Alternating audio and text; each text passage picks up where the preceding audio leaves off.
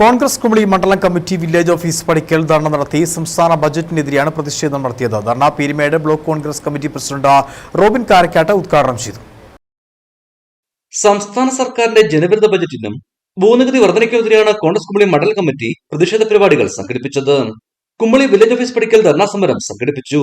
കോൺഗ്രസ് കുമളി മണ്ഡലം president P റഹീം അധ്യക്ഷത വെച്ച യോഗം Peermade block Congress committee president Robin Karakkad ഉദ്ഘാടനം ചെയ്തു. LDF സർക്കാർ നിരവധി അഴിമതികളിലൂടെയാണ് മുമ്പോട്ട് പോകുന്നതെന്ന് അദ്ദേഹം പറഞ്ഞു. അവർ താമസിക്കുന്ന ലയങ്ങൾ വളരെ ശോചനീയാവസ്ഥയിൽ നിലനിൽക്കുകയാണ്.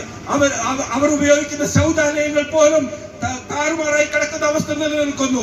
അവിടുത്തെ പാവപ്പെട്ട തൊഴിലാളികൾ അവർക്ക് വീട് വെച്ച് കൊടുക്കുമെന്ന് പറഞ്ഞുകൊണ്ട് ഫ്ളാറ്റ് നിർമ്മിച്ച് അവർക്ക് എല്ലാ ആളുകൾക്കും വീട് കൊടുക്കുമെന്ന് പറഞ്ഞ പിണറായി വിജയൻ ഗവൺമെന്റ് പീരുമേട് നിയോജക മണ്ഡലത്തിന്റെ ഏതെങ്കിലും മേഖലയിൽ, ഏതെങ്കിലും തോട്ടം മേഖലയിൽ, ഏതെങ്കിലും പാവപ്പെട്ട തൊഴിലാളികൾക്ക് ഫ്ളാറ്റ് വെച്ചു കൊടുത്ത, വീട് വെച്ചു കൊടുത്ത ചരിത്രമുണ്ടായിട്ടുണ്ടോ എന്ന് ചോദിക്കുവാൻ ഞങ്ങൾ ആഗ്രഹിക്കുകയാണ്. യോഗത്തിൽ പീരുമേട് ബ്ലോക്ക് കോൺഗ്രസ് കമ്മിറ്റി മുൻ പ്രസിഡന്റ് MM വർഗീസ്, നേതാക്കളായ ബിജു ദാനിയേൽ, സന്തോഷ് പണിക്കർ, മണിമേഖല എന്നിവർ സംസാരിച്ചു.